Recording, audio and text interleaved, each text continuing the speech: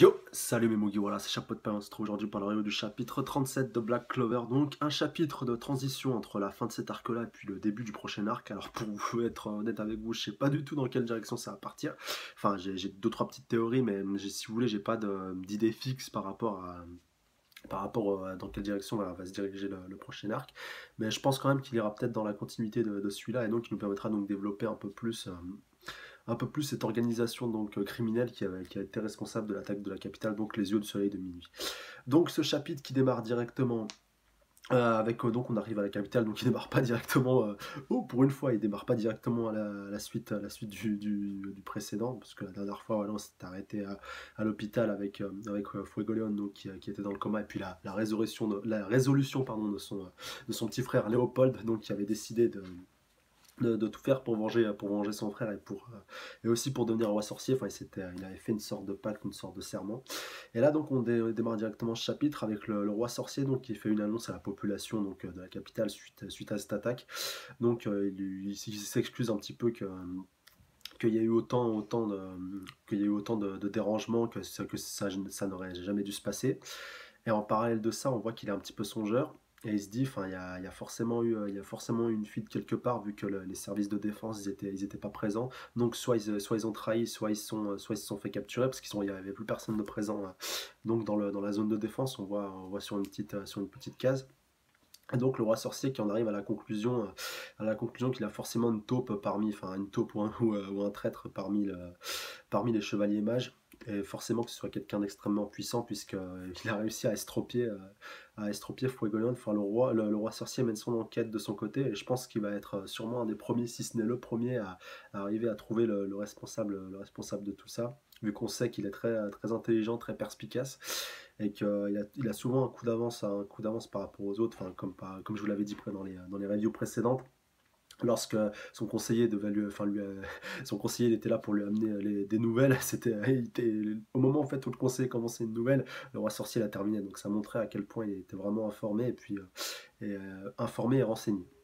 Et donc aussi en parallèle de ça, on voit que la population, ils ont une confiance totale vis-à-vis des chevaliers mages. Enfin, leur lien il est même renforcé après cette intervention ô combien laborieuse au départ, mais quand même à la fin elle a été un petit peu héroïque, vu qu'ils ont quand même réussi à s'en sortir, et puis à gagner ce combat et à repousser les ennemis. Donc là, les chevaliers mages ont le peuple pour eux, pardon, encore plus que jamais.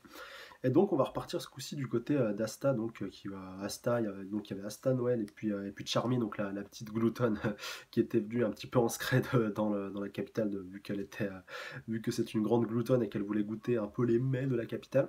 Et donc elle explique à Noël et à Asta qu'elle les a suivis en fait en formant une sorte de petit nuage de laine, vu que voilà, comme je vous l'avais déjà dit dans les reviews précédentes, Charmy, et donc elle a un peu la magie, enfin la magie du mouton, mais la magie de la laine, c'est-à-dire que tout ce qui tourne autour du mouton en fait c'est son rayon.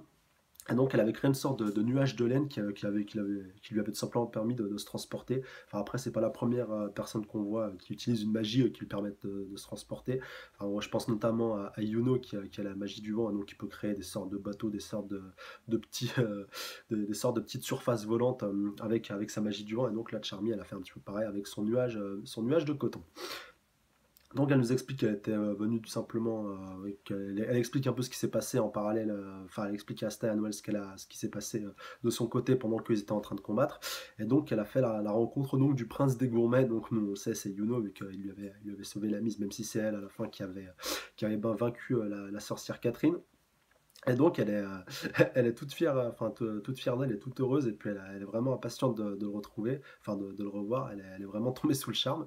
Et donc Asta et Noël qui sont assez intrigués par rapport à tout ça, mais vont vite, enfin le voile va vite être levé, vu qu'on voit en parallèle en fait qui les suit un petit peu de loin, enfin de l'autre côté de la rive, puisqu'il y a une sorte de rivière qui se trouve entre la zone où ils se trouvent eux et puis les autres protagonistes. Donc on voit Yuno, Klaus et Mimosa, donc qui sont de l'autre côté de la rive. Et donc encore une fois, il y a une rencontre entre les deux, vu que les deux équipes vont vraisemblablement rentrer à leur ordre, enfin pour aller faire leur rapport, et puis pour être missionnés sur une nouvelle mission, enfin pour faire leur rapport, vu que la mission est terminée. Et donc c'est un peu le bilan entre les deux équipes, enfin, qui ont déjà collaboré plusieurs fois.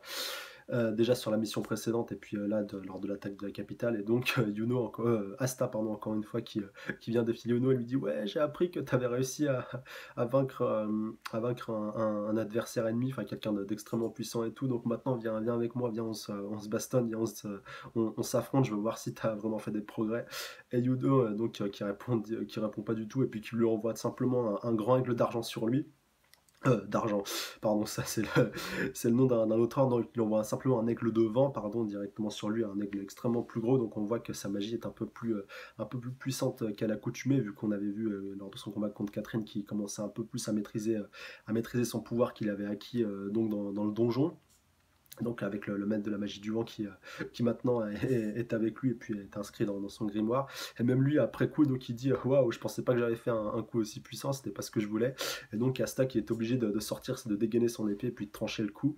Et après coup, en fait, il y a un petit message qui s'inscrit dans la fumée après que l'aigle ait été dissous, donc qui lui dit: «Voilà, on se retrouvera la prochaine fois». Et puis, tu toujours une petite crevette, enfin, quelque chose comme ça, enfin, un petit pic de la part de Yuno, mais bon, voilà, un petit pic gentil, mais bon, ça n'empêche pas Asta de prendre la mouche et qui lui dit: «Ramène-toi, voilà, je veux t'affronter, je veux qu'on mette les choses au clair». Mais malgré tout, en fait, on voit Yuno qui est assez confiant et donc qu'il a reconnu donc la puissance d'Asta. Il sait lui aussi, il a fait énormément de progrès. Et donc, les deux s'encouragent mutuellement, même les équipes. On voit Mimosa qui est impatiente de retrouver Asta. Elle lui dit: voilà, je dois être plus forte pour mon petit chéri, pour mon amoureux, je dois être plus forte, je dois m'entraîner encore et encore pour pouvoir marcher à côté de lui, et pour pouvoir l'aider lors des prochaines missions et pouvoir le secourir». En tout cas, on voit que cette mission a encore plus renforcé les liens entre ces deux équipes et qui vont tous s'entraîner à être encore plus meilleurs que d'habitude pour pouvoir vraiment être de plus en plus puissants et qu'ils puissent s'entraider sur des missions un petit peu plus ardues. En parallèle de ça, donc on va retourner donc du côté des méchants, donc du côté des yeux du soleil de minuit.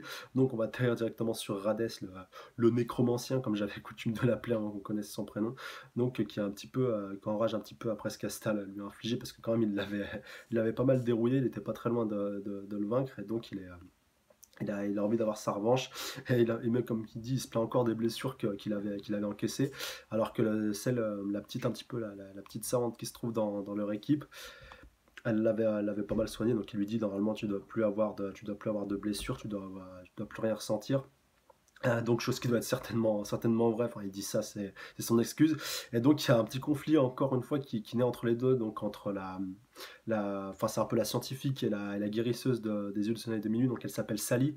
Et donc c'est aussi, elle m'a un peu fait penser à Orochimaru dans Naruto, enfin par le côté scientifique, parce qu'elle a envie de capturer Asta pour pouvoir faire des études sur lui, voilà, vu que c'est un mage qui possède la faculté d'annuler la magie. Et donc il y a une opposition entre les deux, vu que Hades lui il a envie de se venger, il a envie de le tuer, donc elle lui dit: «Non, t'as pas intérêt de faire ça, sinon parce que moi j'ai besoin de son corps pour pouvoir l'étudier et tout».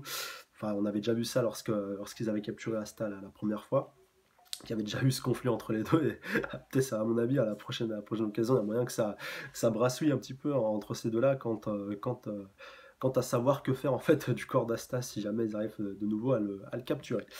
Et donc ça, on continue donc en voyant les autres membres des Yeux du Soleil de Minuit. Donc on voit le téléporteur, donc qui est un petit peu, qui est un petit, enfin qui est un petit peu. Déjà la dernière fois, il avait énormément flippé lorsque le roi sorcier s'était manifesté. Et là donc on le voit qui va voir le boss pour aller lui faire son rapport, lui faire part de ses craintes. Donc comme quoi il faut qu'il récupère voilà, leurs deux complices qui se sont fait capturer. Donc le boss donc lui dit: t'inquiète pas, on les récupérera. Donc on voit que le boss quand même malgré tout il considère pas tous ces soldats comme des sous-fifres. Enfin, il a l'air d'être attaché un minimum à eux, même si ça se trouve c'est juste un discours de façade histoire de remobiliser les troupes. Et on voit donc que lui aussi il a été blessé lors de ces multiples attaques. Et donc je me suis donc permis de relire les scans pour voir à quel moment cela avait eu lieu, parce que ça nous était présenté en mini-miniature flashback. Et donc c'était lorsque le roi sorcier était apparu. Donc il y en avait un. Donc je me rappelle à peu près, donc ils étaient 5, donc il y avait Radès, il y avait Sally, donc il y avait le téléporteur, puis il y avait deux autres mages, enfin un qui a été capturé et puis un cinquième, et donc un qui utilisait une sorte de magie de la nature, et donc lui s'était fait avoir par le roi sorcier, donc qui avait riposté directement avec une boule d'énergie, et donc visiblement à ce moment précis donc de cette attaque, donc je vous invite à relire le scan, c'était dans scan 35 si vous voulez aller relire ça. Donc à ce moment-là précis, déjà le boss était présent dans la salle. Dans la salle en fait où il devait se retrouver avec la stèle et les différentes clés, donc le boss était déjà présent, même si il a su masquer sa présence, mais manque de peau pour lui, il s'est fait avoir par le roi sorcier indirectement, je pense, parce que c'était pas lui qui visait, il visait juste son attaque pour pouvoir l'annuler, et donc le boss s'est fait avoir un peu comme un con, et puis maintenant il est marqué à la main droite, en fait il y a sa main qui a un peu pourri, il a une main de vieillard, et donc ça nous a expliqué que c'est à cause de la magie du temps du roi sorcier qui a en fait accéléré la croissance de son bras, et donc qui l'a fait dépérir. En fait, son bras, il y a des années qui se sont écoulées sur son bras, et donc il a un bras de vieillard. Et donc lui aussi, du coup, il est un peu affaibli. Enfin, c'est un peu bien fait pour lui quand on voit, quand on voit ce qu'il avait fait à Fuego Leon. Et donc aussi, par rapport à ça, donc on avait, comme je disais, Sally qui était en conflit avec Hades, et on voit que Sally était en train de mener une petite expérience avec, donc sur des sortes de cubes, enfin, comme on a l'habitude de le voir pardon, dans les mangas, et lorsque les scientifiques mènent des expériences. Et donc elle est en train d'essayer de régénérer une sorte de partie ou de magie qu'elle a récupérée, donc comme elle le précise, lorsque le roi sorcier les a attaqués. Donc est-ce que c'est une des clés de Fuego Leon et qu'elle a besoin de la restaurer parce qu'elle est un petit peu plus petite, soit c'est tout simplement une partie du roi sorcier directement, ou quelque chose d'autre. Et après il y a beaucoup de théories par rapport à ça. Après je pensais même aussi que ça pouvait être le bras de Fuego Leon directement pour pouvoir tenter de recréer quelque chose. Enfin, je pense qu'il y a aussi la possibilité qu'elle tente des expériences là-dessus. Donc après, on va repartir, juste avant, pardon, de quitter donc nos amis des yeux de soleil de minuit. On voit donc le boss qui fait une sorte de discours. Donc on voit donc que l'organisation est constituée de pas mal de membres. Donc il y a ceux qu'on connaît déjà. Et donc on voit qu'il fait un discours à une énorme assemblée. Et donc j'ai l'impression que ce sont les laissés pour compte de la population. Donc ceux dont les gens qui possèdent des pouvoirs magiques qui n'ont pas pu faire partie d'ordre de chevalier mage, donc un peu les laisser pour compte du royaume de Clover, et comme le boss le dit, donc on va se venger on va se venger de Clover, on va mener notre action à bien, et puis on va enfin pouvoir nous reconnaître, parce que c'est sûrement des gens qui ont été bannis de la société, un peu comme Rades lorsqu'il est apparu. Et je pense que c'est pour ça aussi qu'il a rejoint cette organisation. Donc après on continue, on va revenir donc du côté de la capitale et du côté de l'enquête du roi sorcier, donc où il nous apprend que il y a un interrogatoire qui est mené sur enfin, sur les deux membres des Ultimate Dominus qui ont été capturés. Donc il y avait Catherine, la sorcière, donc, dont Yuno et Charmy se sont occupés, et il y avait donc une deuxième personne, donc je crois pas qu'on a eu son nom, donc c'est un garçon ce coup-ci, donc c'est celui que le roi sorcier avait capturé donc dans le repère, celui qui avait tenté de prendre la fuite, mais finalement le roi sorcier l'avait capturé. Ah oui, j'ai son nom, ça y est, c'est Georgius, donc ça nous est précisé dans ce scan aussi. Et donc les deux sont victimes d'une sorte d'interrogatoire, même par les grandes puissances des chevaliers mages. Et donc il y a une magie ou une sorte de sort qui est un peu comme... ça m'a fait penser encore une fois par parenthèse Naruto, parce que si j'ai pas de tome, désolé. Donc oui, avec la racine, comme si vous vous rappelez, donc Danzo qui donnait à chaque membre qui rentrait dans la racine un tatouage je crois sur la langue, et comme quoi il pouvait pas révéler d'informations sur la racine s'il se faisait capturer. Bon là c'est pas autant poussé à l'extrême, mais pareil, ils peuvent pas divulguer d'informations, que ce soit sous la torture ou que ce soit sous un sort de magie de la vérité, enfin, ou quelque chose dans le genre. Je crois qu'il y a une unité interrogatoire, en tout cas, quelque chose comme ça. Et donc, ils peuvent pas donc en apprendre plus, en tout cas, grâce à ces deux-là. Et donc, même comme il l'affirme le même, donc même si nous le pouvions, en gros, on vous dirait rien, parce on est dévoué, et puis on est soumis aussi à notre boss, et on est fidèle à notre cause. Donc il n'y aura rien à tirer de ce côté-là. Et donc le roi sorcier, voilà, qui continue un petit peu son enquête, et puis en parallèle de ça, voilà, il pense aussi à Fuegoleon, et il se dit que quand il se réveillera, donc on aura des données en plus. Et donc il se fait la bonne réflexion aussi que c'est forcément quelqu'un d'extrêmement puissant, et puis donc si c'est un traître, tout ça, si on recoupe un peu les éléments qu'on a, donc c'est quelqu'un c'est là un traître, donc qui se trouve parmi les chevaliers mages. En plus de ça, c'est quelqu'un qui doit avoir le niveau de grand maître d'ordre de chevalier mage, enfin ce qui se trouve juste en dessous de roi sorcier, donc de grand chevalier mage. Et donc ça doit être forcément quelqu'un d'extrêmement puissant, donc soit c'est un des 9 ou des 12 capitaines, soit soit c'est directement un chevalier mage d'une certaine, enfin d'un ordre précis, et donc qui cache un petit peu sa puissance, mais qui est extrêmement puissant. Enfin, je pense notamment à, je pensais à ça par rapport à Luck, par exemple. Je sais pas si vous vous rappelez, celui qui se trouve dans l'ordre des taureaux noirs, voilà, qu'on a déjà vu à deux trois occasions, qui maîtrise la magie de la foudre. Même si c'est quelqu'un qui est pas extrêmement gradé dans son ordre, il est pas moins extrêmement puissant, si vous voulez. Les grades, c'est pas quelque chose de, c'est pas le meilleur indicateur qu'on puisse avoir pour pouvoir qualifier, pour pouvoir identifier avec exactitude un chevalier mage, parce qu'il peut y avoir quelqu'un d'extrêmement puissant, peut-être même quelqu'un qui pourrait battre un capitaine de chevalier mage, alors qu'il est pas capitaine de sa propre équipe. Même si voilà, je ne suis pas totalement convaincu, mais ça reste quelque chose de plausible. Donc après ça, on va donc avec le roi sorcier qui continue sa petite enquête, on va repartir du côté donc d'Asta, Noël et puis Charmy, donc qui sont rentrés à la guilde des taureaux noirs. Donc Asta qui est toujours un petit peu affecté par rapport à ce qui est arrivé à Fuegoleon, mais bon, son capitaine Yami lui dit voilà, t'inquiète pas, Fuegoleon c'est un dur à cuire, donc t'inquiète pas pour lui, il s'en remettra, c'est pas un capitaine pour rien. Donc, ce qui montre aussi que Yami, je me posais aussi pas mal de questions par rapport à ça, par rapport au lien qu'il y a entre les différents capitaines de Chevalier Mage. Donc, on avait vu que Nozel, donc le capitaine des Aigles d'Argent, et le grand frère de Noël, il entretenait une petite rivalité avec Fuegoleon. Et là, on voit aussi que Yami, il a l'air de quand même bien connaître Fuegoleon lui aussi.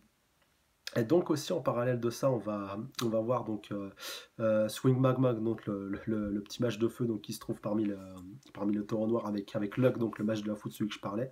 Et donc qui sont eux aussi rentrés de mission, et comme ils l'ont dit, donc ils ont réussi à obtenir une étoile dorée donc pour l'ordre.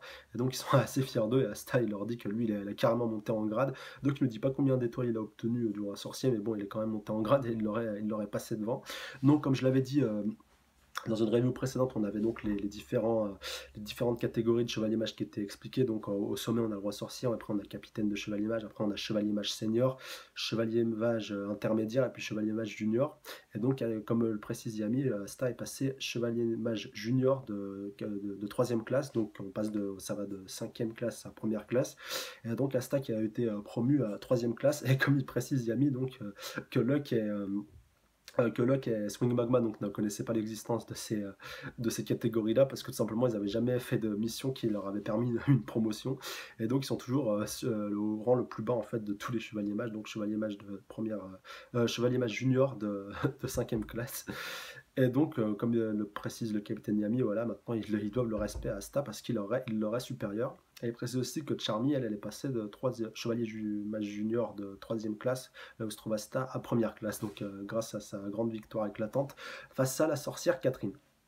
Et donc le scan va pratiquement se terminer là, sauf qu'on va voir donc Finral, donc pour ceux qui se rappellent, donc dans le chapitre 2, le chevalier mage donc, qui accompagnait le capitaine Yami donc à la réunion de l'examen d'entrée des chevaliers mages.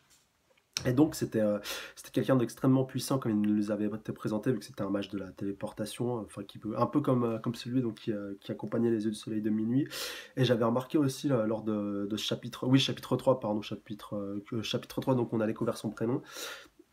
Et donc j'avais découvert donc lors de ce tout premier arc d'examen d'entrée, donc un arc assez court, que tous ceux qui accompagnaient les chevaliers mages, c'était souvent des chevaliers extrêmement gradés, enfin c'était pas des petites classes qui les accompagnaient, et donc Finral pardon, doit être certainement un chevalier mage de catégorie intermédiaire ou senior, enfin on le va voir pour tous les taureaux noirs qui sont présents, ça, on le découvrira je pense un petit peu plus tard. Mais en tout cas, lui, il a l'air d'être extrêmement gradé vu le type de magie qu'il utilise. Et donc, on le voit qu'il se téléporte et qu'il revient à la guilde.